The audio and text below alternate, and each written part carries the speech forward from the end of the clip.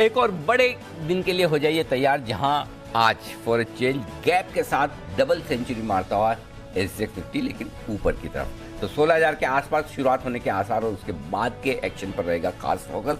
स्वागत है आप सबका शेयर बाजार लाइव में। नमस्कार, मैं हूं अनिल सिंह और नमस्कार, मैं हूं दीपांशु भंडारी। भरपूर एक्शन होने वाला है आज तो बाजार की तो बात करेंगे, बट जो हमारे एथलीट सर प्रदर्शन कर रहे हैं किसी भी स्पोर्ट में देख लीजिए, जबरदस्त। और निखत जरीन देखिए सर, जीत कर आई हैं, भारत का नाम रोशन कर आए अपनी कैटेगरी में नंबर 1। बहुत बड़ी बात है। और ये जो थाईलैंड में जो उन्होंने गोल्ड मेडल जीता है, आई एम श्योर।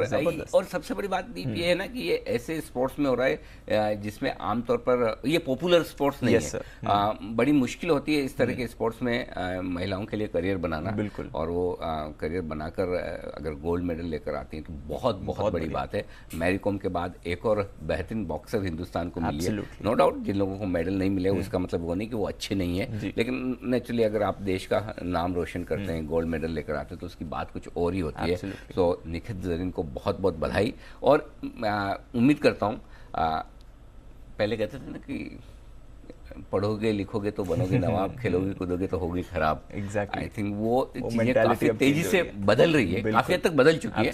और आई एम श्योर कि इस तरह के जो अचीवमेंट्स होते हैं वो लोगों को और प्रोत्साहित करते हैं। एक उनको जो खेलना चाहते हैं, दूसरा उनको जो खेलने से रोकना चाहते हैं। दोनों के लिए काफी जरूरी। तो आई एम श्योर ये कीर्तिमान वाकई में देश का सर ऊपर करते हैं, क्योंकि आमतौर पर हम क्रिकेट की बात करते हैं। खैर सबका अपना अपना फेवरेट स्पोर्ट होता है, वो अपनी जगह है, लेकिन दूसरे खेलों की इम्पोर्टेंस कहीं किसी तरीके से कम नहीं। और अब धीरे धीरे हिंदुस्तान खेलों में महाशक्ति बनने की कोशिश में बिल्कुल आगे बढ़ता हुआ दिख रहा है। अभी हमने थॉमस कप जीता है, बिल्कुल इतिहास में पहली बार। और अब ये गोल्ड मेडल, तो बढ़िया खबर आई है। सुबह सुबह शुरुआत करने के SGX निफ्टी से बेहतर है, SGX निफ्टी से 100% बेहतर है। और अच्छा मूड माहौल हो जाता है अब जब आप ऐसी अच्छी खबर से शुरुआत करें। पर अच्छा मूड माहौल बाजार का भी है सर।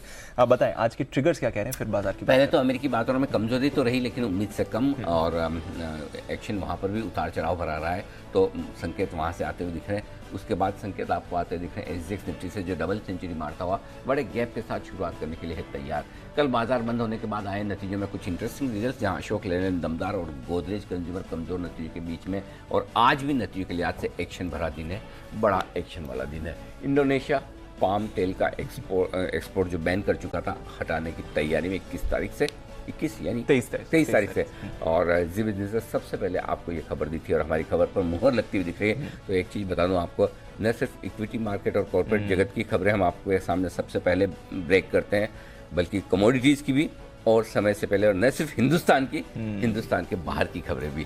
तो ये एक बड़ी खबर जो राहत देने वाली है हमारी घरेलू कंपनियों के लिए जो पाम तेल इंपोर्ट करते थे। तो अब उसकी वजह से जो उनकी कॉस्ट बढ़ रही थी, जो इंडोनेशिया ने बैन किया, अब वहाँ राहत की बात है। तो महंगाई कम करने की तरफ थोड़ी मदद मिलेगी। और आपने तो कही दिया था थोड़े टाइम पहले कि अब FMCG को भी रेडार पर ले ही आइए। बिल्कुल, FMCG हमारा फेवरेट है, बिल्कुल ऑल टाइम फेवरेट है। अच्छा, फेवरेट के हिसाब से दीप एक और चीज, फॉर ए चेंज, हमने बीच में कल परसों भी कहा था कि मेटल्स अब थोड़ा ऊपर आने दीजिए फिर बेचिए।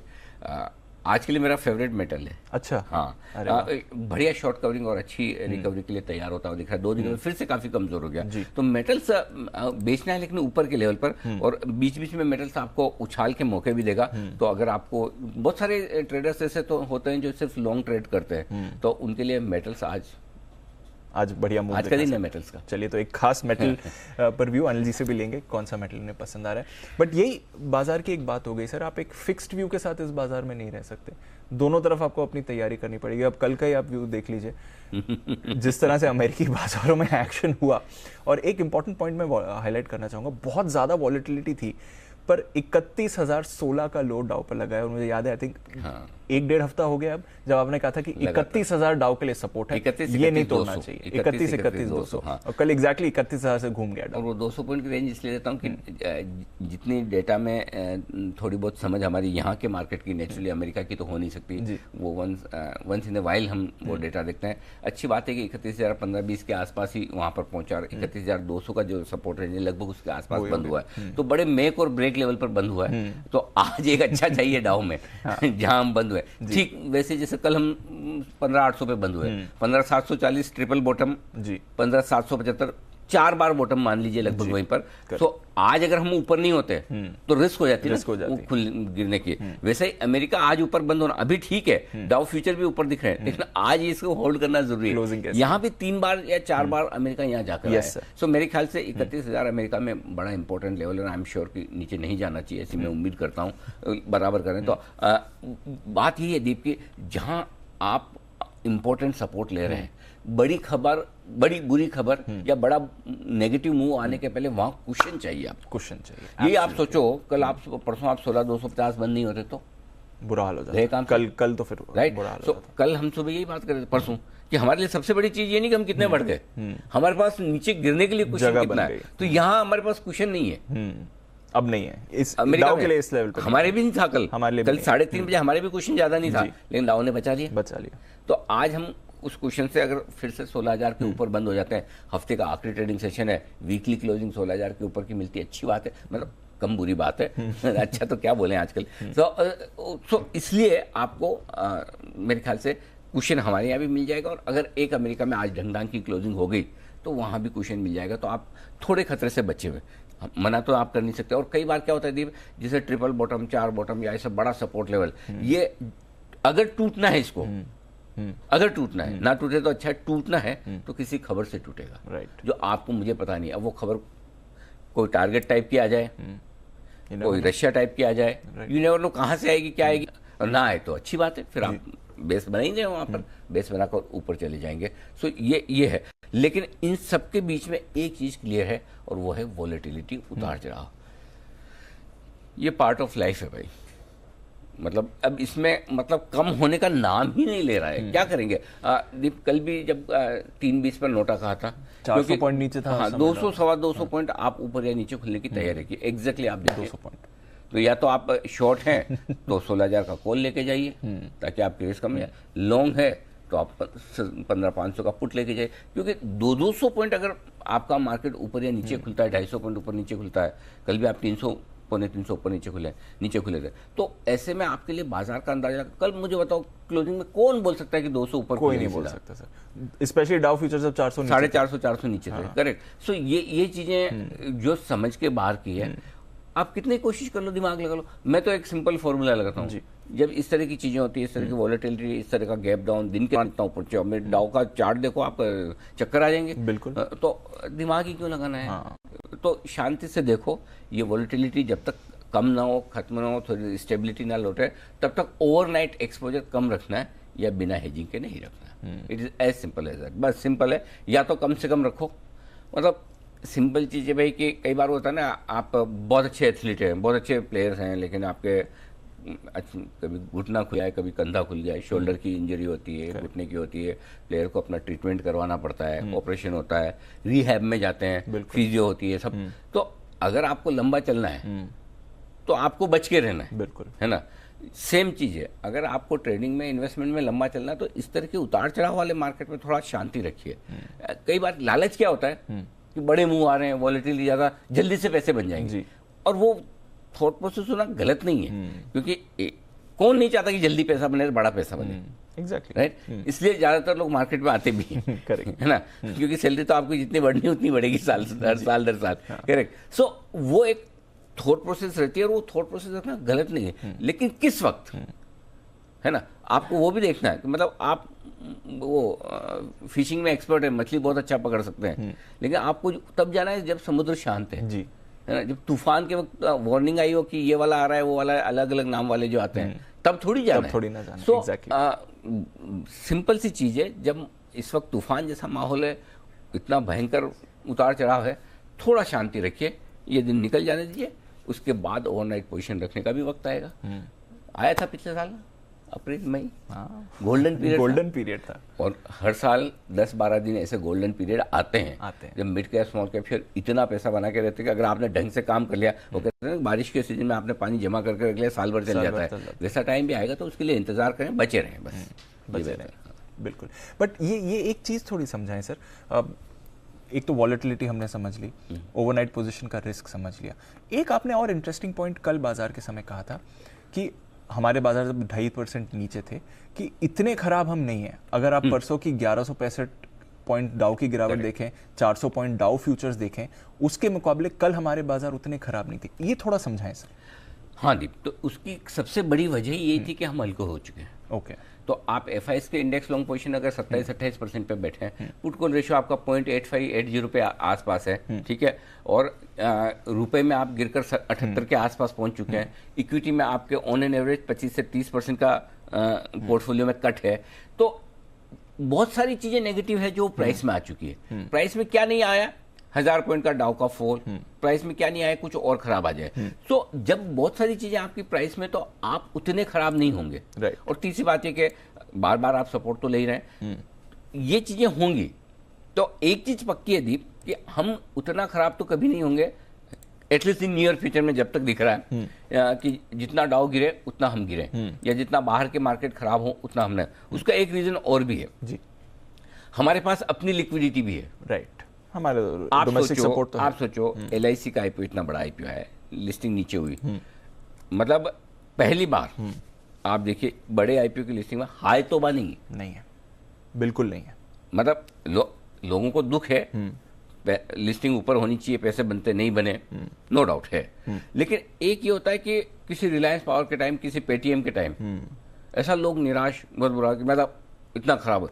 LIC के केस में वो नहीं है। ये है ना, इन्वेस्टर्स की बदलती हुई माइंडसेट भी दिखाता है कि मैच्योर है, उनको पता है LIC में 10-15 साल 5 साल लग सकते हैं, लॉन्ग टर्म इन्वेस्टमेंट है। ये मैच्योरिटी है इन्वेस्टर्स की। सो ये मैच्योरिटी भारतीय बाजारों में भी है कि ठीक है, FIs बेच रहे हैं, ठीक है, कोई बात नहीं, लेकिन हमारी डोमेस्टिक मनी हमें भरोसा है। सो ये बदलाव बड़ा हो रहा है हमारे मार्केट में। इन्वेस्टर्स, लोकल इन्वेस्टर्स की मैच्योरिटी और लॉन्ग टर्म विजन जो है ना, वो हमारे बाजारों को कम गिरने दे रहा है। राइट, और वो चाहे डायरेक्टली पैसा लगाए, चाहे म्यूचुअल फंड्स के थ्रू लगाए। डायरेक्टली लगाते तो हम थोड़ा जल्दी हिल जाते हैं जी, है ना, और होता भी यही है। देखो 16,000 पे चार्ट्स देखेंगे तो नीचे के लेवल ही आएंगे, 18,000 पे देखेंगे तो 20,000 के आएंगे। वो तो चार्ट्स हैं, बढ़ते मार्केट में ऊपर के आते हैं, गिरते मार्केट में नीचे के आते हैं। तो इस समय का नॉइस आपको खराब ही ज्यादा सुनने को मिलेगा, राइट। सो लेकिन हमारे जो इन्वेस्टर्स हैं वो मैच्योर हो रहे हैं, चाहे वो डायरेक्टली पैसा लगाएं, चाहे म्यूचुअल फंड्स के जरिए पैसा लगाएं, वो थोड़े से समझदार हो रहे हैं, लॉन्ग टर्म विजन रखकर चल रहे हैं। ये बड़ा बदलाव हो रहा है दीप, और ये अच्छी चीज़ है। अच्छी चीज़ है। चलिए, तो ये एक अच्छी बात है, और आज तो अच्छे संकेत आ ही रहे हैं बाजार के लिए। तो आइए सर, समझते हैं आज का सेटअप। लिस्टिंग भी है, आईपीओ भी है, उस पर भी बात करनी है, बट आज का सेटअप समझाएं सर। ग्लोबल मार्केट, पहले मैं ग्लोबल मार्केट बताऊं दीप। कल ग्लोबल मार्केट में अमेरिका में उतार चढ़ाव के बीच हम हल्की कमजोरी के साथ बंद हुए, 200 पॉइंट के आसपास की कमजोरी को मैं इसलिए हल्का कह रहा हूं कि हम इससे कहीं ज्यादा खराब हो सकते थे। और हमारे बाजारों के बंद होने के वक्त 400-450 पॉइंट डाउन नीचे थे इनफैक्ट, और नैस्डैक तो 250 पॉइंट नीचे था, और सिर्फ 25 पॉइंट नीचे बंद हुआ, तो हार्डली कुछ बंद हुआ। लेकिन सिर्फ ये नहीं है, इसके बाहर बहुत बेहतरीन सिचुएशन है।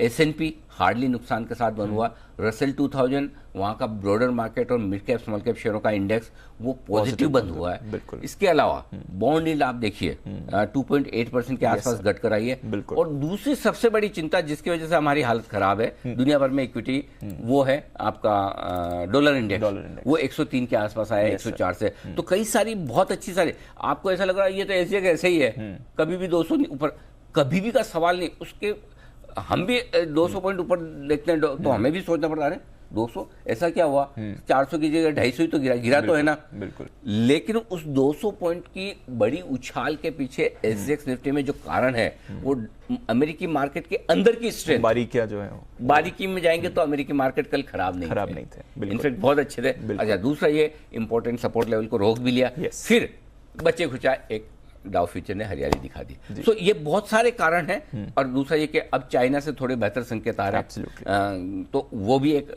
मतलब डायरेक्टली नहीं लेकिन इनडायरेक्टली ग्लोबल मार्केट से मूड माहौल अच्छा करने का काम है। तो इन सबके बीच में आज कमोडिटीज स्पेशली मेटल्स मजबूती के साथ ऊपर बढ़ने चाहिए, ऐसा मेरा मानना है। तो ग्लोबल संकेत पॉजिटिव है। उसके बाद घरेलू फंड्स के संकेत, FIs के संकेत नेगेटिव साइड पर हैं, घरेलू फंड्स के संकेत पॉजिटिव हैं, वायदा कारोबार के संकेत पॉजिटिव हैं। आज से for your information monthly expiry में जा रहे हैं हम, लेकिन उसके पहले संकेत पॉजिटिव है। पोजीशन यही पुट कॉल रेशियो अगर वीकली एक्सपायरी का होता तो मैं पॉजिटिव नहीं लिखता, लेकिन मंथली एक्सपायरी का वीकली पुट कॉल रेशियो और लोअर पोजीशन पर जब हम एंटर करें तो ये संकेत पॉजिटिव है। सेंटिमेंट सावधानी भरा है, यहाँ पर बदलाव नहीं, ट्रेंड में बदलाव नहीं, नेगेटिव ही है। Understood sir. बड़े लेवल्स फिर क्या निकल कर आते हैं? 15,740, 15,800 निफ्टी के लिए सपोर्ट जोन है। इसके नीचे 15,550, 15,675 आने की संभावना नहीं। एकेडमिक पर्पज से नॉलेज के लिए, ज्ञान बढ़ाने के लिए आज से लिख के रख लीजिए। ऊपर 15,975, 16,075 इस रेंज में खुलकर टाइम पास करेंगे। इसके पार निकलने पर 16,200, 16,250 आज के लिए वो रेंज होगी जहां पर जाकर बाजार रुकेंगे अगर पहुंच गए तो। बैंक निफ्टी जहां हम बंद हुए 33,300 के आसपास बड़ा सपोर्ट है आज के लिए। इमीडिएटली 33,000, 33,125 है जो इंपॉर्टेंट सपोर्ट है, इसके नीचे जाएंगे नहीं। अगर गए तो यह एक बड़ी समस्या दीप है, वो है फिर मेरे पास है ना एक छोटा सा सपोर्ट 32,875 का है। इसके अलावा कोई ढंग का सपोर्ट है नहीं, फिर सीधा 500 पॉइंट नीचे सपोर्ट मिलता है मुझे 32,375, 32,450। सो आने की संभावना कम है। छोटा बीच में 32,875 का है, देखते हैं, वैसे जरूरत नहीं पड़ेगी। सो आपके लिए इंपॉर्टेंट सपोर्ट 33,000, 33,125 का है, ये ध्यान में रखिए। ऊपर कितना जा सकते हैं 33,600, 33,800 तो दिखता है, वहां तक जाने की कोशिश कर सकते हैं 33,500 से थोड़ा ऊपर निकलकर। और ऊपर में 34,000, 34,150 वो रेंज है जहां पर प्रॉफिट बुकिंग, बिकवाली, शॉर्ट सब कुछ आपको मिलेंगे ऊपर की तरफ। ओके, तो ये है आपके लिए बड़े लेवल्स जो बाजार के लिए निकल रहे हैं। सपोर्ट और रेजिस्टेंस है 15,800 पर बंद हुए, 15,775, 740 दो छोटे लेवल्स हैं जिसके नीचे जाने की संभावना कम। बाकी के लेवल ज्ञान के लिए 15,675, 625, 15,550। ऊपर 800 के ऊपर 850, 900, 975, 16,000 सब याद है। एक भी लेवल मुझे देखने की जरूरत नहीं, घिस गए याद कर करके। 16,075, 16,150, 16,200 ये सारे लेवल ऊपर की तरफ आपके लिए निफ्टी पर आ नहीं रहे ऊपर के लेवल। हाँ आ गए, ओके। तो 15,850 से लेकर 16,200, 16,250 तक के लेवल फाइन। अब आइए बैंक निफ्टी 33,300 के आसपास आप बंद हुए। 33,175, 125, 33,000, 32,875, 32,475, देखने की जरूरत 32,350 और 32,150, 375, 125 याद है सारे, याद हो गए, घिस के याद हो गए। इतने रोज है ना लिखने पड़ते रोज। अच्छा जब मैं एक्चुअली है ना दीप, वो लिखने की भी एक आर्ट है जी। याद करने के लिए सबसे बढ़िया तरीका लिखना है। हाँ, बैठ जाता है। हाँ, मैंने कितने लोग देखे जो बड़ा ओवर कॉन्फिडेंट होकर मैथ्स का पेपर देने जाते हैं कि मुझे सब आता है, लेकिन वो जब मैथ्स की पढ़ाई करते हैं ना वो मैथ्स को ऐसे पढ़ते हैं। आज तक जिसने मैथ्स पढ़ा वो उसके मैथ्स में कभी 100 में से मार्क्स आ ही नहीं सकते। जब तक आप बैठ के सम नहीं करोगे, आप लिखोगे नहीं, हो ही नहीं सकता। तो जो चीज आप लिख के करते हो, तो रोज एक पांडुलिपि बनाता हूँ मैं हर रोज की एक, उससे क्या याद हो जाते हैं। एग्जैक्टली, जब आप लिखते हो तो याद हो जाते हैं। तो चलिए, तो ये है आपके लिए निफ्टी की, बैंक निफ्टी के लोअर लेवल्स। बैंक निफ्टी पर हायर लेवल्स 33,300 के पर 33,525, 33,600, 675, 800, 900, 34,000, 34,150, 34,300 ये सारे के सारे लेवल्स जो बैंक निफ्टी के लिए आपके लिए। थोड़े दिनों में आप भी कोशिश करेंगे तो याद हो जाएंगे, कोई खास बड़ी बात नहीं। हो सकता है 25 पॉइंट इधर उधर के याद करें आप, बाकी ब्रॉडली याद हो जाएंगे। और उसमें भी मैं एक फॉर्मूला बताता हूँ कि जैसे दीप बैंक निफ्टी 33,532 पे बंद हुआ है, ठीक है। अब अगर बैंक निफ्टी 33,532 का एक लेवल हो गया मेरे लिए जहां क्लोज हुआ, नेक्स्ट डे अगर 33,125 के आसपास बंद हुआ है, तो मैं जब ऊपर का लेवल निकालूंगा तो 33,532 को मैं 33,525 मानता हूँ। और जब ऊपर से नीचे का सपोर्ट लेवल लूंगा तो उसको 33,550 करता हूँ। राउंड फिगर वाले लेवल अगर रुकावट है तो थोड़ा नीचे का ले लेने का, सपोर्ट है तो थोड़ा ऊपर का। तो वो क्योंकि है ना 10-15 पॉइंट का क्वेश्चन तो आपको देना पड़ेगा ना, अगर इन बिटवीन कहीं बंद हुआ। हमेशा तो ऐसा होगा ही नहीं कि 33,000 पे ही बंद हो, 33,150 पे ही बंद हो। राउंड फिगर में तो कभी ऐसा होता नहीं। तो आपको वहां दिमाग लगाना पड़ता है कि आप रुकावट के लेवल पे जा रहे हो या सपोर्ट के लेवल पे जा रहे हो। राइट, उस हिसाब से थोड़ा सा आपको ट्वीक करना पड़ता है। ये कलाकारी आप करेंगे तो आपके लेवल एग्जैक्टली सेम आ जाएंगे जो मैं निकाल रहा हूँ, ठीक है। तो ये आपके लिए हो गए। अब आइए एफआईएस की इंडेक्स लॉन्ग पोजीशन 31% से घट के 29%, परफेक्ट, कोई दिक्कत वाली बात नहीं। आप शॉर्ट हो शॉर्ट ही रहो ताकि हमें नीचे में सपोर्ट मिलता रहे। करेक्ट, हमें यही चाहिए भाई, ठीक है, कोई दिक्कत नहीं, ठीक है। पुट कॉल रेशियो 0.80 पर आया है, बढ़िया है। मंथली सीरीज की मंथली एक्सपायरी की शुरुआत करने के लिए हफ्ते के लिए कंफर्टेबल है। बैंक निफ्टी का तो और भी बेहतर है, 0.67 और नीचे है। विक्स 10% उछला है, देखना बंद कर दिया आजकल मैंने, मतलब नहीं इतने वॉलेटाइल बाजार में क्या करें। चलिए, तो ये आपके लिए अच्छे संकेत हैं। एफआईएस की लॉन्ग पोजीशन कंफर्टेबल है, पीसीआर भी आपके लिए कंफर्टेबल है। क्या करें सर फिर मौजूदा पोजीशंस? देखो, छोटा स्टॉप लॉस तो कल के ये 2-3 दिनों के जो लोज हैं 15,740 उसके नीचे का होता है। राइट, 15,725 का इंट्राडे लगा सकते हैं। लेकिन क्लोजिंग का कल भी हमने 15,775 दिया था, बाल बचे। आज भी 15,775 ही है। और इंट्राडे में थोड़ा सा दूर का दे रहा हूँ 15,650 का, जिसको छोटा रखना है 15,725 का रख लें, अदरवाइज ये स्टॉप लॉस ठीक है। ठीक है। बैंक निफ्टी स्टॉप लॉस एक ही दे रहा हूँ 32,950 का। 33,000 से नीचे हम गए नहीं जी। जिनको छोटा स्टॉप लॉस क्लोजिंग का रखना है वो 33,100 का भी रख सकता है। अब 33,100 का रख रहे हो तो फिर क्या है, 33,121 की सबसे लोएस्ट क्लोजिंग मिली है, तो मेरे ख्याल से आप 32,950 का इंटरडे क्लोजिंग दोनों स्टॉप लॉस एक ही रख लीजिए। क्लियर सर, ठीक है। शॉर्ट साइड पे आइए, थोड़ा स्टॉप लॉस नीचे किया दीप, क्यों अब 16,300 16,400 के स्टॉप लॉस का मतलब नहीं है। आप 16,800 15,800 पे बंद हुए तो 16,050 इंट्राडे ट्रेडर्स के लिए रख लीजिए। और क्लोजिंग दूर रहेगा 16,275 के ऊपर, जब तक क्लोजिंग नहीं होती तब तक ये सेल ऑन राइज है, तो क्लोजिंग आपको 16,275 के ऊपर की चाहिए। ओके। हाँ, तो अगर आप लंबा रख सकते हैं और अगर आपको छोटा ही रखना है तो फिर इंट्राडे और क्लोजिंग दोनों 16,050 रखिए। Okay. Bank Nifty intraday stop loss आपका 33,700 का होगा, क्लोजिंग 34,300 का निकल कर आता है, बहुत दूर है, 1000 पॉइंट दूर। अगर आपको छोटा रखना है तो 33,700 का रखिए, इंट्राडे और क्लोजिंग दोनों अपने हिसाब से आप स्टॉप लॉस, और जिनको और छोटा रखना है बैंक निफ्टी का स्टॉप लॉस 33,550 का रख सकते हैं। तो आपने किस लेवल पे शॉर्ट किया है, ठीक है, कितना आप रिस्क ले सकते हैं, प्रॉफिट कितना आपको बचाना है, तो इंडिविजुअली थोड़ा सा स्टॉप लॉस को आपको टेलर मेड करना पड़ेगा, वो ध्यान वैसे करना पड़ेगा। Understood sir. नई पोजीशंस के बारे में बताएं। खरीदे निफ्टी 15,725 के स्टॉप लॉस के साथ, ऊपर के टारगेट जो बनेंगे दीप 900, 975, 16,000, ये विजिबल 3 टारगेट है।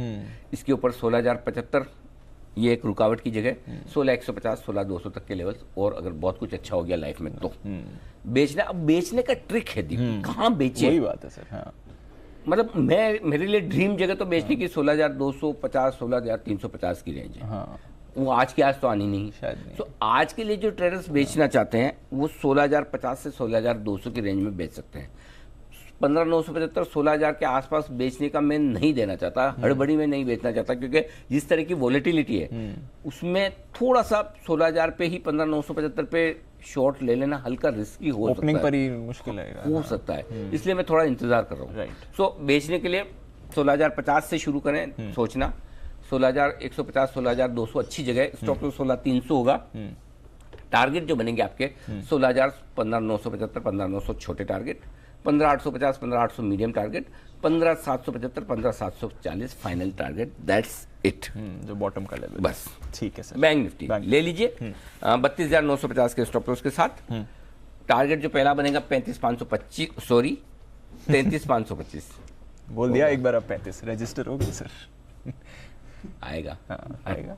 कल एक बार 16,800 भी बोल दिया था, 15,800 की जगह। 35 कल तो बहुत मैंने 2-3 बार बार नहीं बोला है ना, 16,900, 15-20 ट्वीट आ गए, दिल की बात आ गई। 15-20 ट्वीट आ। अच्छा, लेकिन एक चीज बताऊं दीप, मतलब कभी कभी मुझे लगता है कि मतलब मुझे दर्शक है ना जरूर से ज्यादा ही प्यार करते हैं, सीरियसली। मतलब मैं कितनी गलतियां करता हूँ, नजरअंदाज कर देते हैं, माफ कर देते हैं, भूल जाते हैं, हंसी में उड़ा देते हैं। मैं कम से कम कल कई बार, एक बार नहीं 5-7 बार शायद 15,900 को 16,900 बोला, राइट। 15-20 ट्वीट आए, एक ने भी ये नहीं कहा कि अनिल जी आप गलती बोलूंगा। मतलब स्माइली डाल के कोई भेज रहा है, कोई वो विंक करके हुए भेज रहा है, सर 15,900। मतलब ये प्यार है लोगों का जो मतलब हर किसी को नहीं मिलता, रियली फॉर्चुनेट। मतलब जिंदगी में वैसे तो कोई परफेक्ट नहीं, हम तो बहुत परफेक्शन से दूर है, फिर भी कम से कम लोगों का ये कि चलो गलती कर दी ना, भूल गए होंगे, मतलब इसके लिए बड़ा दिल चाहिए। नहीं तो यहाँ पे तो भाई साहब पूछो मत, इंतजार कर रहे लोग बैठे हैं, मतलब जहाँ गलती ना हुआ गलती निकालने के लिए बैठे हैं। 100%। यहाँ तो क्लियर कट हम मौका दे रहे हैं, बोल के 10 बार, फिर भी लोग माफ कर देते हैं। ये हमारी कमाई है एक्चुअली। ये जो प्यार मिला, यही तो सुबह सुबह ना रोज इंजेक्शन मारते हैं, 5 बजे उठो, कितनी भी वजह सोए हो, कैसी भी हालत हो, कितने भी थके हो, आपको पता है 3 दिन से बड़ा चलने में मुश्किल हो, लेकिन वो अपने आप सुबह जोश आता है, नहीं यार चलना है, हमारे दर्शक हैं तो रिस्पॉन्सिबिलिटी भी वही है, प्यार भी वही है, बदले में जो ये मिलता है ना, यही जोश लाता है। एनीवे, बात निकल गई तो बोल दूं। अच्छा, बैंक निफ्टी अब बेचने की बात है, खरीदने वाला तो हमने कर लिया ना। हाँ, बैंक निफ्टी का खरीदने का लेवल्स दे दिया है आपको 3400 तक। अब बेचने की बात है। यहाँ भी बात वही कि बेचना कहाँ से, अगर मूड माहौल ठीक ठाक नहीं रहे तो हम 33,700 के आसपास भी बेच सकते हैं। मैं सेफ चल रहा हूँ अभी, क्योंकि आज वॉलेटिलिटी के हिसाब से तो 34,000 34,150 मेरे ठीक जगह है बेचने के लिए, वहाँ पे मुझे रिस्क कम लगती है। 34,300 का स्टॉप लॉस नहीं, 34,000 से 34,300 की रेंज में बेचना है, और स्टॉप लॉस 34,700 का बहुत दूर है दीप। 2 दिनों में हमने 500 और 650 के आसपास के हाई बनाए, 34,500, 34,650, इसलिए मैं थोड़ा दूर दे रहा हूँ। इसमें थोड़ा मतलब फ्रेंकली बताऊं, मुझे भी लग रहा था लिखने के टाइम पे कि मैं बहुत अच्छी स्ट्रेटेजी नहीं लिख रहा। 34,000 पे कोई बेचे और आप बोलो 34,700 का स्टॉप लॉस, कैसे चलेगा? ये मैं क्या करूं, वॉलेटिलिटी इतनी। तो मेरे पास में दो ही ऑप्शन है, या तो मैं आपको बोल दूं कि करो ही मत, या अगर आपके रिस्क लेने की ताकत है तो करो। तो दूसरा वाला फॉर्मूला, आप कर सकते तो करें, अगर आपको लगता है नहीं मुझे इतना नहीं करना तो मत करिए, कोई जरूरी नहीं है। जिस दिन जो निकल कर आएगा डेटा से वो बताना पड़ेगा। अगर अपने नहीं सेट होता नहीं करना है, कोई जबरदस्ती तो है नहीं कि मैंने लिख दिया तो आपको करना ही पड़ेगा। तो वो आप थोड़ा उसको अपने हिसाब से कस्टमाइज कर लीजिए। टारगेट क्या बनेंगे? 33,900, 33,800, 33,700, ये 3 छोटे टारगेट है। 33,600, 33,525 मीडियम टारगेट है। 33,300, 175 और 33,025 फाइनल टारगेट के लिए। ठीक है सर, तो चलिए ये हैं सारे लेवल्स आज के ट्रेड के लिए। बैन लिस्ट कोई बदलाव नहीं है। GNFC, PNB, IB housing, delta, ये चारों के चारों बैन में बने हुए हैं। डेटा समझाएं सर थोड़ा, और इसमें भी एक चीज़ समझाएं सर। एक तो FIs का तो खैर अच्छा दिख नहीं रहा है, काफ़ी सारे लोग ट्वीट करके पूछ रहे थे कि ये ऑप्शंस में बड़ी खरीदारी का फिगर है, इसको थोड़ा समझाएं सर। तो बेसिकली दो चीज़ें, पहले तो कैश के लेवल से देखो, फिर से 4,900 करोड़ का बेच दिया, मतलब एक चीज़ बहुत क्लियर थी, FIs का कोई खरीदने का मन है नहीं है, मजबूरी में खरीदते हैं। यहाँ से भी इनको लगेगा ग्लोबल मार्केट थोड़ा ठीक हो सकता है, बाउंस हो सकता है, थोड़ा शॉर्ट काट लो, थोड़ा बहुत हाथ रोक लो जी, बस वही ऊपर में बेचेंगे। और जैसे वापस डर लगता है तड़ाक, मतलब तो तैयार बैठे हैं बटन दबाने के लिए। तो 4,900 करोड़ की बिकवाली बड़ी है। शायद गो फैशन का थोड़ा बहुत एडजस्टमेंट, आई डोंट नो, बेचने वाला है FIs, गो फैशन में बेचने वाला। कुशल, गो फैशन में इंडिया एडवांटेज फंड बाहर का है कि इंडिया का है? आई मीन FIs है, DIs है, कुछ आइडिया है? तो एनीवे अगर वो डील होगी, SBI म्यूचुअल फंड, हाँ SBI म्यूचुअल फंड लिया तो वो 3,226 करोड़ की वो आपकी खरीदारी, तो लोकल फंड की अच्छी खरीदारी। इंडेक्स में 920 करोड़ ही बेचा है, तो बड़ा नहीं है। और स्टॉक फ्यूचर में 43 करोड़ का ही खरीदा, तो बड़ा नहीं। तो अब 16,900 के, अब ये आपने जो सवाल क्या पूछा कि ये इतनी बड़ी खरीदारी कहाँ से, दिखा तो है नहीं। काफी सारे लोग पूछ रहे थे कि ऑप्शंस में इतना बड़ा फिगर क्या है, इसका मतलब? कल का शीट मेरे पास नहीं तो मैं बता दूं। टिप आपको याद है, कल सुबह सुबह ही इसी टाइम पे हम क्या बात कर रहे थे कि 16,000 तोड़ते आपके 2.25 करोड़ शेयर खतरे में आ जाए। खतरे में, बिल्कुल। कल वीकली एक्सपायरी थी, मंथली नहीं थी। अब इतने बड़े डेटा बनने लगे हैं वीकली एक्सपायरी में, मतलब आप देखो 15,900 पे 1 करोड़ 10 लाख शेयर खड़े थे कल कॉल राइटर्स, 16,000 करोड़ पे 1 crore 25 lakh share call writer खड़े कल की 2 बजे, जब हम 2:30 बजे हम डेटा डिस्कस कर रहे थे। सो पॉइंट ये है कि आप आंकड़े की साइज से मत जाइए। एग्जैक्टली। पोजीशन कितनी, ये पोजीशन ऑप्शन की है, फ्यूचर्स की नहीं है। 16,000 करोड़ का फ्यूचर कोई खरीद ले किसी दिन FI, तो मैं वापस डांस करूंगा यहाँ पे। सर्किट लग जाएगा 100%, मतलब ऋतिक रोशन नहीं भी होंगे तो अकेला कर दूंगा। 16,000 करोड़ तो ऑप्शन है भाइयों, एग्जैक्टली, फ्यूचर नहीं है।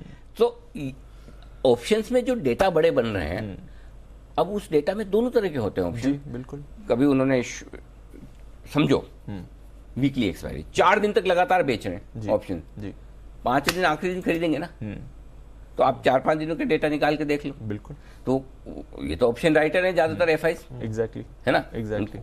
ऑप्शन राइटर कौन है? या तो जिसको मार्केट की ज्यादा समझ है, या जिसके पास बड़ा पोर्टफोलियो है, या जिसके पास पैसे की ताकत है। ये तीनों चीज तो FIs के पास है ना? तो इसलिए वो ऑप्शन राइटर, और जिस दिन एक्सपायरी होती है उस दिन वो खरीदने आते हैं फिर। क्योंकि अगर समझो आपने कोई ऑप्शन 50 रुपए में बेचा है, तो उसका भाव घट के 4-5 रुपए आ गया, तो आप सोचो काट के खत्म करो, मेरा मार्जिन अटका पड़ा है। राइट, मार्जिन तो FIs को भी देना पड़ता है, ठीक है ना?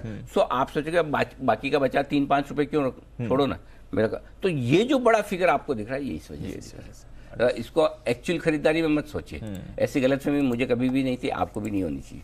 अंडरस्टूड। वही लोग बड़ा फिगर देखते हैं तो समझते हैं ये क्या हो गया। 16,000 करोड़ का तो स्टॉक भी खरीद ले, इंडेक्स खरीद ले, बिना बल्क के स्टॉक खरीद ले 16,000 करोड़, निफ्टी 500 ऊपर दिखेगा आराम से, 500 आराम से। बताएं सर, वायदा कारोबार में? वायदा कारोबार में 15,800 जहां बंद हुए वो पहला स्ट्रॉन्ग से। अच्छा, मजे की बात देखिए दीप, वायदा कारोबार में इंटरेस्टिंग डेटा बता रहा हूँ। वीकली मंथली एक्सपायरी 15,500, 15,800 और 16,000, 3 स्ट्राइक प्राइस इंपॉर्टेंट है।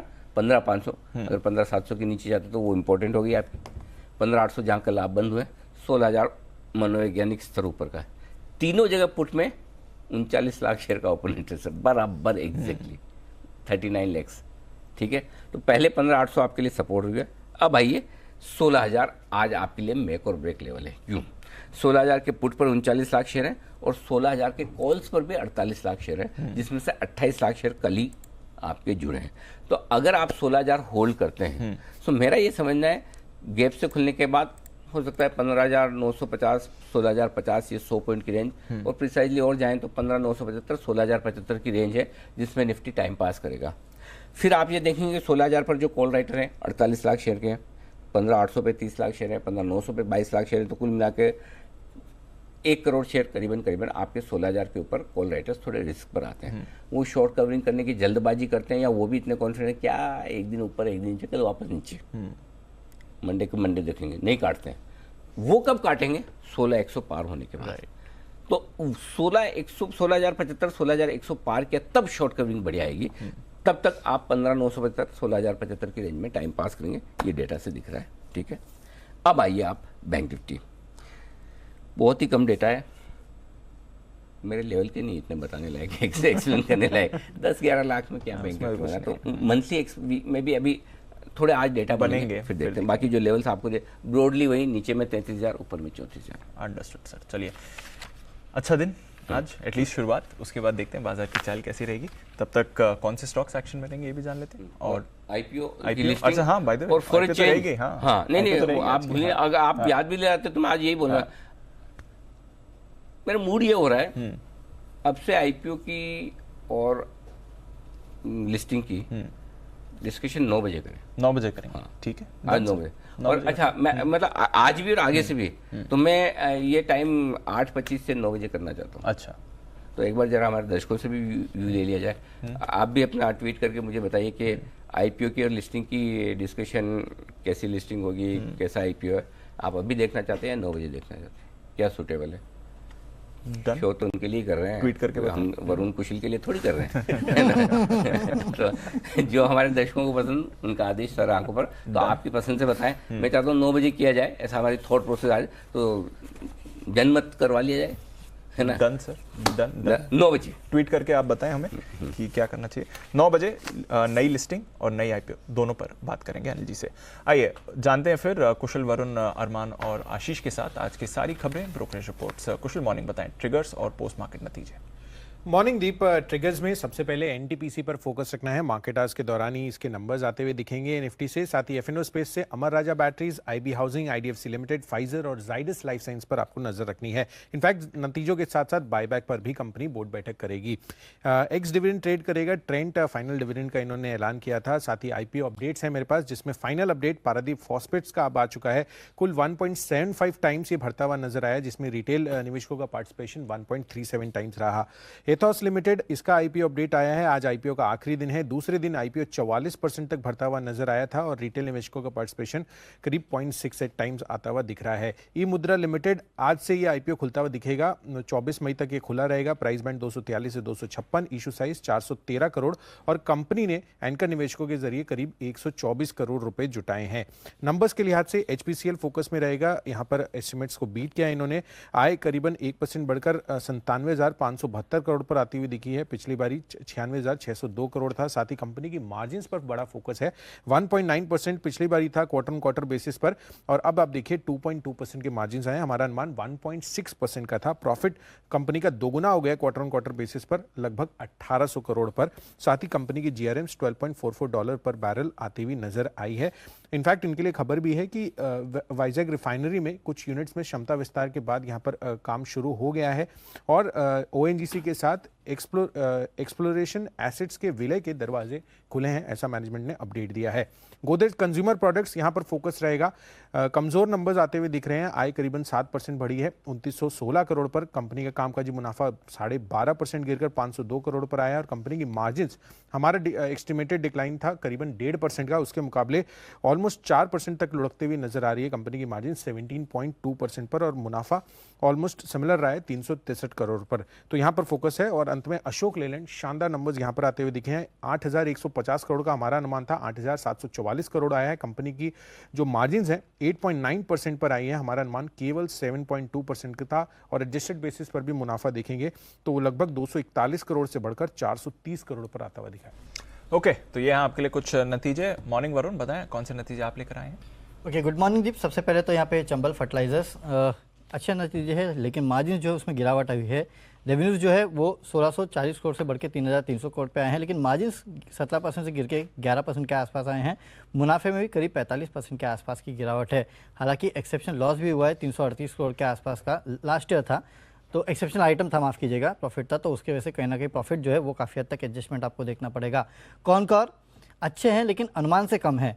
यहाँ पे रेवेन्यूज़ जो है 5.3% बढ़े हैं, लेकिन मार्जिन देखिए 20.2% पे आए हैं, 24.3% के आसपास का अनुमान था।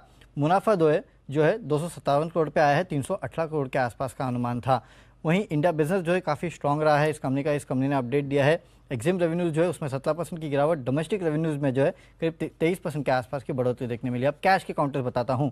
कैन फिनोम्स कमज़ोर नतीजे है, रेवेन्यूज़ बढ़े हैं लेकिन मार्जिन 15.4% से गिर के 6.2%, मुनाफे में 15% की गिरावट। एंड्योरेंस टेक रेवेन्यूज़ गिरे हैं 2.5%, मार्जिन्स में गिरावट है और मुनाफे में करीब 27% के आसपास की गिरावट है। 6.25 रुपये प्रति शेयर के डिविडेंड का ऐलान किया है। ग्लैंड फार्मा ऑपरेशनली कमज़ोर है, रेवेन्यूज़ 24% बढ़े लेकिन मार्जिन्स 36.9% से गिर के 31.6%, मुनाफे में 10% की बढ़ोतरी। और सूर्योदय स्मॉल फाइनेंस बैंक नतीजे कमज़ोर है। यहाँ पे एनआईआई जरूर बढ़े हैं लेकिन इस बैंक ने घाटा किया है करीब 48 करोड़ के आसपास का, और काफ़ी चुनिंदा बैंक से इस क्वार्टर में जिनके एनपीएस में बढ़ोतरी हुई है, उसमें से एक ये है जिसके ग्रॉस एनपीए 10.48% से बढ़ के 11.8 और नेट एनपीए में भी बढ़ोतरी देखने मिली है। तो कमज़ोर नतीजे है सूर्योदय स्मॉल फाइनेंस बैंक की तरफ से। ओके, तो ये हैं आपके लिए कुछ और नतीजे जहां पर रखनी है नज़र। अरमान, मॉर्निंग, बताएं आपके पास क्या है? उज्जीवन फाइनेंशियल सर्विसेज नतीजे बहुत बढ़िया आते हुए दिखे हैं। एनआईआई अगर आप देखेंगे तो वो 29% बढ़कर आई है। वहीं अगर आप मुनाफे की बात करेंगे तो मुनाफा भी लगभग 41% बढ़कर आता हुआ दिखा है। KIMS Krishna institute of medical science नतीजे बढ़िया आते हुए दिखे हैं। आय अगर आप देखेंगे तो वो 4% बढ़कर आई है। वहीं अगर इबिटा की बात करेंगे तो इबिटा भी 12.6% बढ़कर आता हुआ दिखा है और मुनाफा 42% का जंप देखा गया है। टीजीवी स्रैक अगर उनके नतीजे देखेंगे वो भी बढ़िया आते हुए दिखे हैं। रेवेन्यू देखेंगे आप तो 2.1 टाइम्स बढ़कर आती हुई दिखी है। मार्जिन्स 12% से उछलकर 25% पर आते हुए दिखे और मुनाफा लगभग 26 गुना बढ़कर आता हुआ दिखा है। और मोबाइल ग्लोबल नतीजे कमजोर आते हुए दिखे हैं। आय लगभग 4.5% घटकर आई है। इबिटा की बात करेंगे, इबिटा 35% लगभग घटकर आता हुआ दिखा और मुनाफे में भी लगभग 46% का कट देखा गया है। और अंत में रोजारी बायोटेक नतीजे अच्छे आते हुए दिखे, हालांकि मार्जिन्स में थोड़ा दबाव दिखा है। अगर आप आय देखेंगे, आय 101% बढ़कर आती हुई दिखी है। इबिटा देखेंगे, इबिटा 45% बढ़कर आता हुआ दिखा है और मार्जिन जैसा कि उस पर दबाव आया था 16.5% से घटकर 11.9% पर आते हुए दिखे और मुनाफा जो है, मुनाफे में 7% का उछाल देखा गया है। ओके, तो ये हैं आपके लिए सारे के सारे नतीजे। मॉर्निंग कौशल, बताएं खबरें क्या कह रही हैं आज? बिल्कुल दीप, खबरों में सबसे पहले तो एफएमसीजी स्टॉक्स फोकस में रहेंगे, जिसमें मुख्यतः आप देखिए तो HUL, GCPL और साथ ही जो ब्रिटानिया है वहां पर फोकस रखिए, क्योंकि पाम तेल एक्सपोर्ट्स पर इंडोनेशिया ने बैन हटा दिया है। तो ये एक अच्छी खबर इनके लिए आती हुई दिख रही है और सोमवार से ये बैन हटाया जाएगा। CL एडुकेट पर भी फोकस रखिए, 10 करोड़ का बायबैक कर रही है कंपनी पर। इंटरेस्टिंग यहाँ पर यह है कि 170 रुपये प्रति शेयर पर यहाँ पर बायबैक किया जाएगा, जो कि मौजूदा भाव से 32% प्रीमियम पर है और ओपन मार्केट के जरिए ये बायबैक किया जाएगा। GMM फॉडलर पर भी फोकस रहेगा, काफी दिनों के बाद ये अब रेडार पर आ रहा है। 25 मई को नतीजों के साथ साथ कंपनी बोनस शेयर जारी करने पर बोर्ड बैठक करती हुई दिखेगी। बायोकॉन भी फोकस में रखिए, क्योंकि यहां पर बायोकॉन बायोलॉजिक्स और वियाट्रिस ने एक ऑन्कोलॉजी बायोसिमिलर लॉन्च किया है और मैं आपको जानकारी के लिए बता दूं कि बायोसिमिलर कारोबार इनका कुल रेवेन्यू का 40% हिस्सा होता है। बल्क डील्स, गो फैशंस, यहाँ पर कल जो डील होती हुई दिखी थी उसके डिटेल्स आ गए हैं, जिसमें इंडिया एडवांटेज फंड, ये ICICI वेंचर्स का फंड है, जिसमें करीबन इन्होंने 18 लाख शेयर बेचे हैं 1050 के भाव पर SBI म्यूचुअल फंड ने यहाँ पर वही क्वांटिटी खरीदी है सिमिलर प्राइस पर। ओके, तो ये हैं आपके लिए सारी की सारी आज की खबरें और साथ ही नतीजे। देखते हैं ब्रोकरेजेस का क्या कहना है FIR में।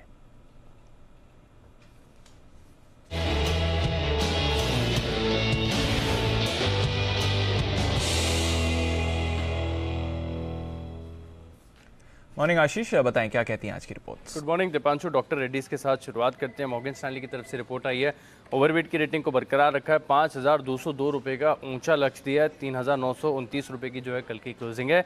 और ये मान रहे कि नतीजे जो है काफ़ी बढ़िया, ग्रोथ का मोमेंटम अभी भी जारी है। और अच्छी बात ये भी है कि वैल्यूएशन भी इन्हें आकर्षक नजर आ रहे हैं। वही जेफरीज देखें तो खरीदारी किराए को बरकरार रखा है और लक्ष्य इन्होंने 4,981 से बढ़ाकर 5,036 रुपये कर दिया है। लेकिन सिटी अभी ज़्यादा कॉन्फिडेंट नजर नहीं आ रहे, क्योंकि खरीदारी किराए को तो बरकरार रखा, लेकिन जो लक्ष्य इन्होंने 5,460 से घटाकर 4,750 कर दिया है। एक और फार्मा कंपनी लुपिन, जिसके नतीजे आए थे, हालांकि नतीजे कमजोर थे। सीएलएसए की तरफ से भी देखें तो रेटिंग का डाउनग्रेड आ गया है, 660 रुपये का लक्ष्य दिया, 635 की क्लोजिंग है। और ये मान रहे कि जो लगातार चुनौतियां बनती जा रही हैं और साथ में जो नतीजे आ रहे हैं वो काफ़ी निराशाजनक हैं, जिसके चलते यहाँ पर इन्होंने देखिए अंडर परफॉर्म की रेटिंग को बरकरार रखा है।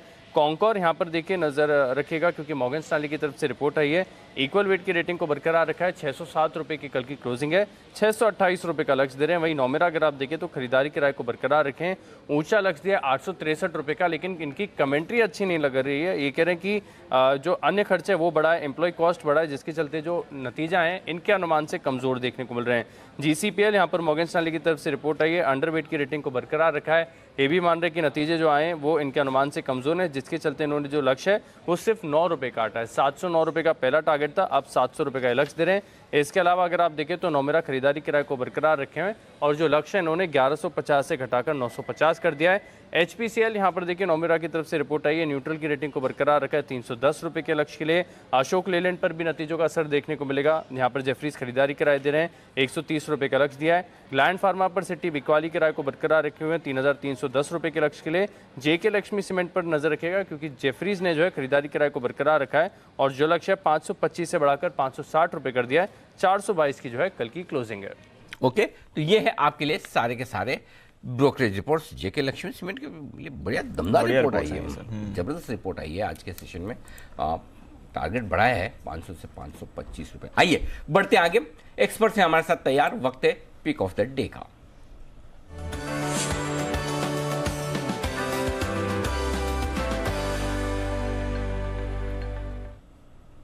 आइए शुरुआत करते हैं उस एक्सपर्ट्स के साथ जो सबसे ज्यादा कॉन्फिडेंट है कि मेरी पिक ऑफ द डे आज के आज टारगेट हासिल कर ही जाएगी। हाथ खड़ा करें, मैं आपके पास आ जाऊंगा। Fastest finger first, oh my God, Himanshu ji. Sachin ji, आप फास्टेस्ट फिंगर फर्स्ट में फोटो फिनिश में थोड़ा सा पीछे रह गए, मतलब जस्ट थोड़ा सा पीछे। हिमांशु जी करिए शुरुआत। Good morning Anil ji, good morning everyone. Anil ji, मुझे लगता है कि जो प्रोबेबिलिटीज हैं इस स्टॉक के आज टारगेट अचीव करने की वो काफी हाई हैं। बाकी मार्केट्स बताएंगे, शायद टाइम बताएगा। खरीदना है अनिल जी एनबी वेंचर्स, 177 का कल का क्लोज है अनिल जी, कैश सेगमेंट का स्टॉक है। और अनिल जी, जहां कल हम 400 पॉइंट निफ्टी में डाउन थे, ये एक ऐसा स्टॉक था जो कि अपना वीकली और मंथली चार्ट पर एक मेजर नेकलाइन का ब्रेकआउट देता हुआ नजर आया, बहुत स्ट्रॉन्ग वॉल्यूम्स के साथ। और मेरा ऐसा मानना है कुछ ना कुछ बहुत बड़ी पॉजिटिव डेवलपमेंट इस स्टॉक के लिए आने वाले दिनों में शायद देखने को मिलेगी। तो उस सब को देखते हुए यहाँ पर आज के लिए पिक ऑफ द डे में खरीदना है एनबी वेंचर्स को। 170 के नीचे का स्टॉप लॉस लगाना है। 185 रुपए का पहला टारगेट, 192 रुपए का दूसरा टारगेट और 200 रुपए का तीसरा टारगेट। अनिल जी, पहले मैंने एक ही टारगेट 200 रुपए का देना था, पर अब जब टारगेट अचीव करने की बात है तो छोटे टारगेट 2 और ऐड कर लिए। स्मार्ट, बहुत ही बढ़िया। लेकिन आपको ये पता तो है ना हिमांशु जी कि जिस भी प्रोग्राम में आप बजर बजाते हैं, सबसे पहले फास्टेस्ट फिंगर फर्स्ट में आ गया था, उसमें माइनस मार्किंग भी होती है। तो वो भी ध्यान रखें। लेकिन फिलहाल आपका स्टॉक इतना मजबूत है कि उसकी नौबत ही नहीं आएगी, जरूरत नहीं आएगी। तो नवभारत वेंचर्स या एनबी वेंचर्स जिसे आप जानते हैं, 185, 192 और 200, ये 3 टारगेट के लिए करनी है खरीदारी। 170 रुपये बिल्कुल पीछे के पीछे फोटो फिनिश में हो सकता है। उसमें ऐसा भी नहीं कि मतलब सचिन जी का कॉन्फिडेंस लेवल कोई कम रहा हो पिक में। कभी कभी क्या होता है, वो डिले होता है ना, थोड़ा सा पहुंचने में टाइम लग जाता है, तो हो सकता है कुछ वो फ्रैक्शन ऑफ सेकंड में उन तक आवाज़ पहुंचने में थोड़ा टाइम लगाओ। लेकिन सचिन जी भी तैयार है, बताएं sir pick of the day. Good morning Anil ji, good morning Deepanshu. Anil ji, stock भी वैसे रफ्तार वाला ही है, काफ़ी सारे एनालिस्ट का पसंदीदा स्टॉक है। मैं बात कर रहा हूँ एसआरएफ के बारे में।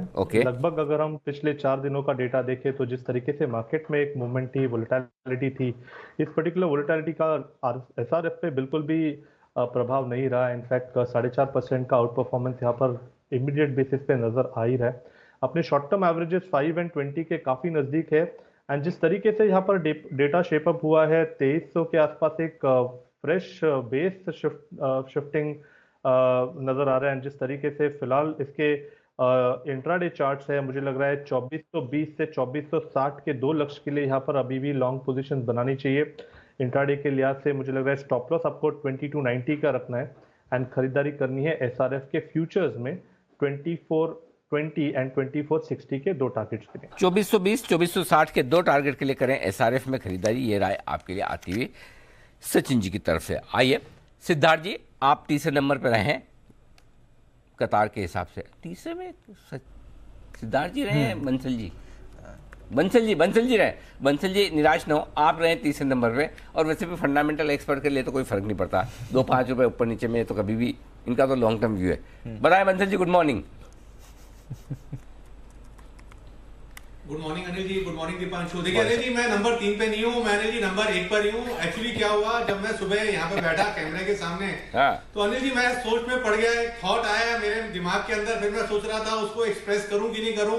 फिर आप ही बोलते हैं कि पता नहीं कब सरस्वती मेहरबान हो जाती है और मुंह से निकले शब्द ठीक हो जाते हैं। तो अनिल जी जब मैं कैमरे के आगे बैठा, लैपटॉप खोला, तो मेरे मन में विचार आया अनिल जी, जो केन्स 23 ये फेस्टिवल होता है कोई इंटरनेशनल, मन में विचार आया, मन से दुआ निकली कि केन्स 2023 के अंदर अगले साल अनिल जी हो सकता है कि आप भी रेड कारपेट पे वॉक करें अनिल जी। तो ये मेरी एक विश है अनिल जी आपके लिए। मैं क्यों, लेकिन मतलब मेरा तो फिल्मों से दूर। देखिए अनिल जी, एक सिंपल सी चीज है, बॉस की ग्रो होती है अनिल जी। वो जो अनुराग ठाकुर जी अनिल जी हैं हमारे मिनिस्टर ऑफ फाइनेंस स्टेट वेट के, अनिल जी वो भी गए थे वहां पर। तो आज की डेट में Anil ji everything is allowed. और अनिल जी अगर बॉस की ग्रोथ होती है तो आसपास राकेश कुंडल चार्ट कॉर्नर में कहीं ना कहीं आसपास पहुंच ही रहेगा अनिल जी। अब लॉजिक समझ में आया। गांव बसा नहीं लुटेरे पहले तैयार है। मेरा तो नंबर लगा नहीं, कुणाल जी राकेश जी पहले तैयार हो गए, हम साथ में जाएंगे सूटकेस पकड़ के। चलो ठीक है, मेरा मौका मिला तो आपको जरूर ले जाऊंगा। वैसे हाँ, अनुराग ठाकुर साहब आजकल सूचना और प्रसारण मंत्री हैं और वो कैबिनेट मिनिस्टर भी हैं, इसी वजह से वो वहाँ पर गए। सर फेस्टिवल फ्रांस में होता है, जर्मनी के साइड में, जर्मनी के पास में ही। तो अगर जर्मनी कोई ले जाए तो फिर साथ में हम फ्रांस भी जा सकते हैं। चलो जर्मनी वालों से भी मुलाकात करते हैं। तब तक एक बार जल्दी से पिक बता दे बंसल जी आप अपनी आज की। अनिल जी मेरी पिक ऑफ द डे है एनटीपीसी और हाई प्रोबेबिलिटी है, क्योंकि आज नतीजे भी हैं और ये टारगेट भी अचीव कर सकता है। छोटा सा स्टॉप लॉस है 145, 145 का स्टॉप लॉस, 153 का टारगेट। एनटीपीसी है pick of the day. Okay, NTPC pick of the day, यहाँ खरीदारी करने की राय। ओके, कांस के नजदीक है फ्रांस। कांस तो फ्रांस में ही है। फ्रांस के नजदीक है जर्मनी। हाँ जर्मनी की यात्रा करवाने का लगातार आश्वासन देने वाले हमारे नेता सिद्धार्थ जी, बताएं sir pick of the day. Good morning Anil ji, good morning Deepanshu. Morning sir. अभी थोड़ा सा लेट हो गए हैं एकदम जर्मनी, क्योंकि अभी जर्मनी पहुंच भी जाएंगे, वीजा करवाएंगे, फ्लाइट टिकट बुक करेंगे तो खत्म हो जाएगा। मैं मानता हूँ अगले साल के लिए उसको हम योजना में रखते हैं और जर्मनी के पास ही है। एकदम दीपांशु ने सही कहा, बंसल जी ने भी अगले साल के लिए बोला है, अगले साल के लिए बोला है बंसल जी ने भी। सफिशिएंट टाइम है आपके पास, पूरा 1 साल। बिल्कुल। तो आज जो मार्केट में थोड़ी सी रफ्तार दिख रही है ओपनिंग में, प्री ओपनिंग में, तो मुझे लगता है कि ये रफ्तार के साथ मैं रफ्तार वाला स्टॉक ही लाऊंगा, वो है TVS motor. Pick of the day के हिसाब से टीवीएस मोटर पे खरीदारी की राय है। ओवरऑल नंबर्स अच्छे थे, क्योंकि मैं मानता हूं कि इस बार जिसकी अर्निंग अच्छी है उसी को रिकमेंड किया जाए, क्योंकि अर्निंग ही बचा सकता है। तो नंबर्स अच्छे थे, वॉल्यूम्स अब पिकअप हो रहे हैं, इलेक्ट्रिक व्हीकल में अच्छा जोर लगा रही है टीवीएस मोटर्स। तो मैं मानता हूं कि आज के लिए अगर आप टारगेट देखें तो 695, और अगर थोड़ा सा समय रखे पोजिशनल तो 768 का टारगेट भी हो सकता है टीवीएस मोटर्स पे। तो रफ्तार के साथ रफ्तार में जुड़े टीवीएस मोटर। सिद्धार्थ जी का ये आइडिया मुझे बड़ा पसंद आता है। एक शॉर्ट टर्म टारगेट तुरंत फंड के लिए और एक लॉन्ग टर्म टारगेट इन्वेस्टर्स के लिए। तो दोनों तरह के लोगों के लिए आपको टारगेट मिल जाते हैं। आपका जो व्यू है उस हिसाब से आप अपनी पोजीशन टीवीएस मोटर्स में बना सकते हैं। आइए हमारे साथ ये जो फास्टेस्ट फिंगर फर्स्ट में फर्स्ट आए हैं, सबसे आगे निकले हैं, वो हैं कुणाल जी। कुणाल जी गुड मॉर्निंग, नीचे से आप फर्स्ट आए, बधाई सर, बधाई, आपका pick of the day. Anil ji सुप्रभात, दीपांशु सुप्रभात। अनिल जी अभी कांस की चर्चा सुन रहा था मैं, तो अनिल जी जो कोई भी स्पॉन्सर करेगा अनिल जी कांस की ट्रिप हमारी, उसको मेरी अनिल जी एक रिक्वेस्ट है कि वहां पर अनिल जी साधारण कपड़े पहनकर कोई जाता हुआ दिखाई नहीं देता है। करेक्ट। अजायब घर से निकालकर कपड़े पहनने पड़ते हैं, तो अनिल जी कपड़े भी स्पॉन्सर किए जाएं। किसी म्यूजियम में से मंगवाए जाएंगे, आपके लिए चिंता न करें। बिल्कुल वो बात तो सही है। अच्छा ये तो मैंने देखा है कितने सारे फैशन शोज में जी वो जो मॉडल जो वो कपड़े पहन के जो रैंप पे चलते हैं, अगर वैसे कपड़े पहन के आप बाहर निकल जाए गली मोहल्ले में, मतलब कुत्ते भी ना छोड़े आपको। सच में। वो कपड़े फाड़ फाड़ के नई डिजाइन बना देंगे आप। मतलब वो पहन के कोई कहाँ कैसे जा सकता है। अच्छा प्लस दूसरी चीज, उन लोगों को कपड़े इस तरह से पहनाए जैसे आदमी कपड़े पहनने के बाद कुछ करेगा ही नहीं, ऐसे ही खड़े रहेगा बस। मतलब ऐसे खड़े रहेगा, जैसे खड़ा है वैसे ही खड़े रहेगा, हिल भी नहीं सकता। अरे भाई आदमी हिलेगा डुलेगा, लोगों से मिलेगा, खाना खाएगा, कुछ नहीं, मतलब वो खड़े रहने के लिए। तो वो देखो कुणाल जी इन चक्रों में मत पड़ो, वो हाथी के दांत दिखाने वाले हैं, खाने वाले अलग होते हैं। तो अपने तो आपका ये जो ब्लू कलर का टी शर्ट है बहुत ही खूबसूरत है, इसे बचा के रखिएगा अगले साल के लिए, इसी में चलेंगे। बताएं sir pick of the day. Kunal ji चाय भी नहीं पी पाएंगे वो सब जी। अनिल जी खरीदारी की राय है, खरीदना है BDL यानी कि भारत डायनेमिक्स। मुझे लगता है अनिल जी सरकारी कंपनियों में और विशेष रूप से डिफेंस से जुड़ी कंपनियों में जबरदस्त तेजी देखने को मिलेगी।